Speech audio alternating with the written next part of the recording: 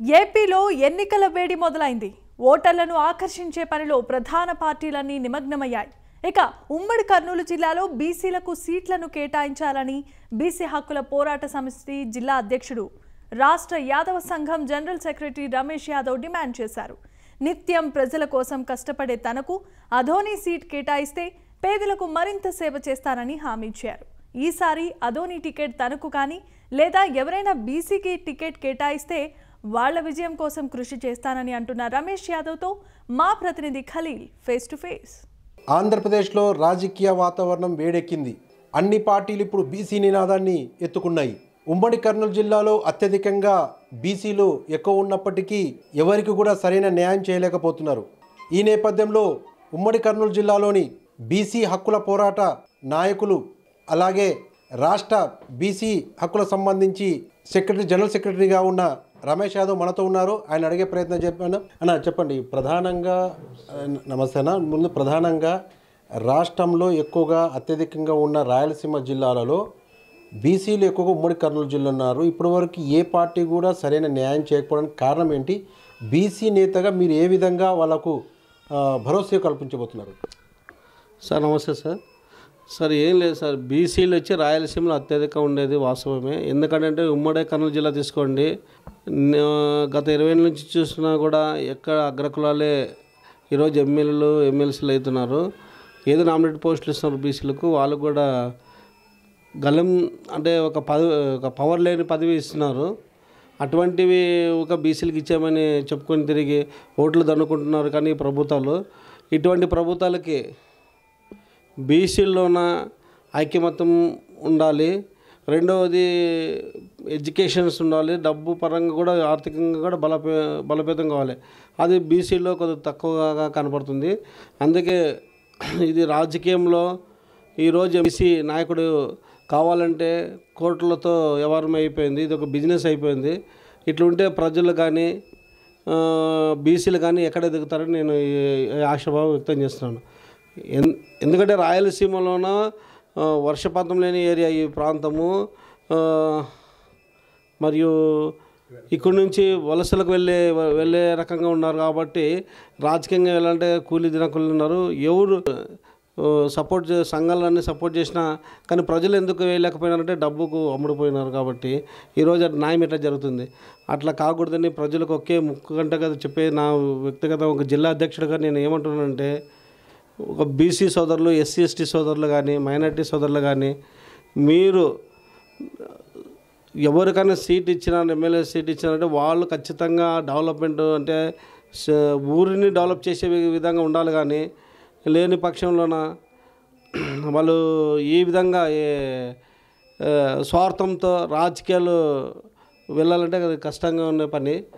అటువంటిది ఇప్పుడు ఉదాహరణ మేము ఒక నాయకుడిగా సర్వీస్ చేస్తాడు ఈయన ఖచ్చితంగా వేస్తే ఆదరణ రేపు డెవలప్ చేస్తాడని సంకల్పంతో ముందుకు పోవాలి. కానీ డబ్బులు పంచుకొని వాళ్ళకు ఓట్లేదు అనుకుంటే ఒక్కరోజు వాళ్ళు డబ్బులు పంచుతారు. తర్వాత 5 ఏళ్ళు మిమ్మల్ని నెత్తి మీద కూర్చొని డ్యాన్స్ ఆడే రకంగా ఉంటుందని నేను ఈ మీడియా ప్రకారంగా తెలియజేస్తున్నాను. అంటే ప్రధానంగా మీరు బీసీ నాయకులు ఏ పదవులలో ఉన్నారు? ముఖ్యంగా చూసుకుంటే బీసీలకు మీరు ఏ విధంగా వాళ్ళకు అంటే అవగాహన కల్పిస్తారు? బీసీ నినాదంతో ముందుకెళ్ళి ఇప్పుడు ఏ పార్టీ చూసినా బీసీ నినాదం అనేది ఎక్కడ కూడా పట్టించుకునే దాఖలాలు లేవు. మీరు ఏ పదవులలో ఉన్నారు ప్రస్తుతం బీసీల దాంట్లో?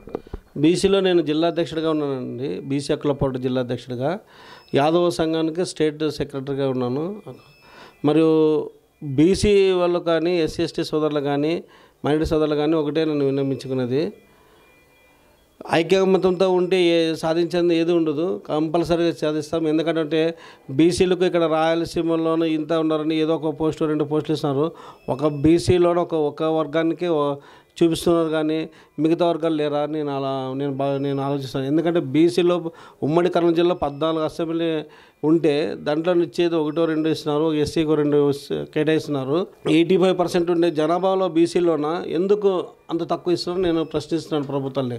పిలిపించుకొని ఈరోజు సర్వీస్ కావాలని కోరుకునే ప్రజలు కోరుకోవాలా. ఆ విధంగా ఉంటే కంపల్సరీగా బీసీలు ఎదుగుతారు.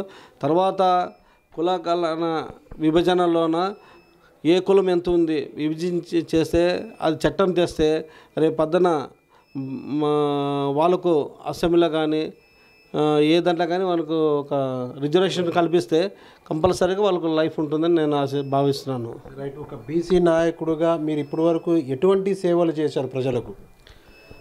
బీసీ నాయకుడిగా నేను స్టూడెంట్స్ యూనియన్ లీడర్గా ఉన్నప్పటి నుంచి కాదండి, ఒక బీసీలో కానీ స్టూడెంట్స్కి చాలామందికి ఫ్రీ సీట్లు ఇప్పించినాను.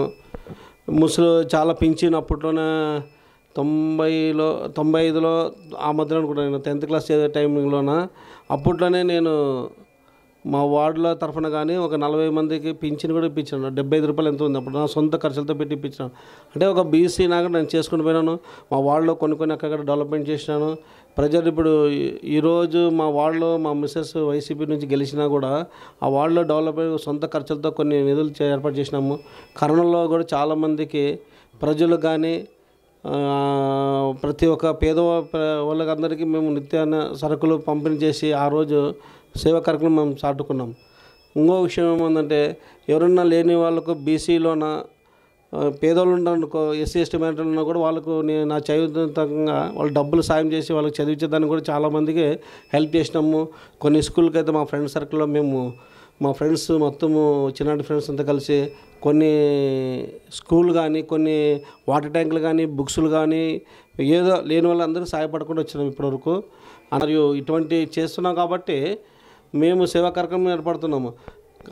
ఈ విధంగా కాక రాజకీయంగా ఏం చేస్తారంటే, రాజకీయంగా వచ్చే లోపల స్వార్థం చూసుకొని వాళ్ళు రాజకీయంగా వాళ్ళు ఎంత సంపాదాలా ఎంత లేదా ఆలోచనలో పోతున్నారు, కానీ ప్రజలు సేవ చేయాలనేది ఏ ఒక్క నాయకుడు చూసింది అంటే లేదు ఇప్పటివరకు. ఆదోనిలో రైతు యొక్క సమస్యలు ఎక్కువ అవుతున్నాయి. రైతుల యొక్క సమస్యలపై మీరు ఏ విధంగా స్పందిస్తారు? సార్ మా ఫాదర్ రైతు సార్. రైతు కష్టం మా నాన్న కష్టపడింది నేను చూసినాను. నేను కూడా రైతు పని చేసి వచ్చినాను. రైతులు ఇక్కడ ఏముందంటే, ఇక్కడ రాయలసీమలో కానీ అక్కడ ఆదోన్లో కానీ వర్షాభావంతో వర్షాలు పడితే పంట, లేదంటే లేదన్నమా, ఆ విధంగా ఉంది. మళ్ళీ గతంలో కెనాల్లో అక్కడ బయట ఊరు బయట నుంచి ఒక 14 కిలోమీటర్ల డిస్టెన్స్లో తీసుకుపోయినారు. అప్పుడు వర్షానికి ప్రభావం లేకపోయినా తుంగభద్ర పక్కనే ఉంది, ఆ వాటర్ కూడా దగ్గరే ఉంది కాబట్టి వాటర్ ఎక్కడి నుంచే తీసుకోవాల్సిన అవసరం కూడా లేదు. కాబట్టి మళ్ళీ ఇక్కడ నుంచి ఎమ్మెల్యే వరకు తీసుకుపోయింటే బాగుంటుందని నేను భావిస్తాను. మళ్ళీ ఎందుకు ఇట్లా వీళ్ళు ఇది తేవడం లేదో, రైతులకు ఎందుకు న్యాయం జరగలేకపోతున్నదో బాధ కలుగుతుంది.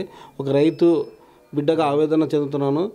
భవిష్యత్తులోన నాకు ఏదన్నా ఒక అదే ఏ పార్టీ నుంచైనా బలంగా ఒక బలం నాకు చేకూరితే కంపల్సరీగా రైతులకైతే ఇది ఖచ్చితంగా నేను చేయాలని మనస్ఫూర్తిగా ఉంది. నా ఆలోచన విధానం ఇదే ఉంది. మరి కరోనా టైంలో కూడా చూడండి సార్, మంచి వర్క్ అంటే సేవాకారం చేసినాము. మరియు నేను హౌసింగ్ డిపార్ట్మెంట్లోన రాజశేఖర టైంలోన వర్క్ ఇన్స్పెక్టర్గా చేస్తూ చాలామంది పేదోళ్ళు ఇండ్లు కట్టించడానికి నేను కష్టపడి వాళ్ళు లేని వాళ్ళకి శాంక్షన్ లేకపోతే శాంక్షన్ తెప్పించి వాళ్ళకి ఇండ్లు కూడా కట్టించే ఏర్పాటు చేసినాము. అంటే సేవలోన చేయాలనుకున్నప్పుడు, ఇప్పుడు ఉదాహరణ నేను బీసీ సోదరులు, ఎస్సీ సోదరులు, మైనారిటీ సోదరులు ఒకటే చెప్తాను. నేను ఏ పదవి ఆశించలేకుండా ఇంత చేసినానంటే, రేపొద్దున నా రాజకీయం నాకు ఒక హోదా కల్పించిందనుకో, దీనికంటే ఇంకా చాలా మంచి పనులు చేయడానికి నేను సిద్ధంగా ఉన్నాను. ఎందుకంటే నేను కరోనా టైంలో ప్రతి ఒక్క హాస్పిటల్ బంద్ చేసి ఉంటే నా హాస్పిటల్ ఓపెన్ చేసి డాక్టర్లు రిక్వెస్ట్ చేసి నేను ఆ రోజు రాత్రి పగుల్లో వాళ్ళకి సేవ అందించే విధంగా నా ప్రాణాలు తెగించి చేయించాను అనమాట. అంతకంటే సేవ అంటే నా ప్రాణాల వరకు వచ్చినప్పుడు చేయాలనుకున్నాం, చేసినాను. ఫస్ట్ ఇప్పుడు కూడా రాజకీయంగా మాకు అదే ఏదో ఒక పార్టీ మమ్మల్ని గుర్తించి కానీ బీసీలు కానీ, నేను బీసీలకు ఇచ్చినా సపోర్ట్ చేస్తాను, నాకు వచ్చినా సపోర్ట్ చేయాలని ప్రజలను కోరుకుంటాను. ఎక్కడ ఏ విధమైన ప్రజలు వాళ్ళకు మంచి జరగాలని ఒక సంకల్పంతో ముందుకు వెళ్తున్నానండి. నా చేతులతో సాయం చేయాలని నేను ఒక దృఢ సంకల్పంతో ముందుకు బయటకు వచ్చానండి. రైట్.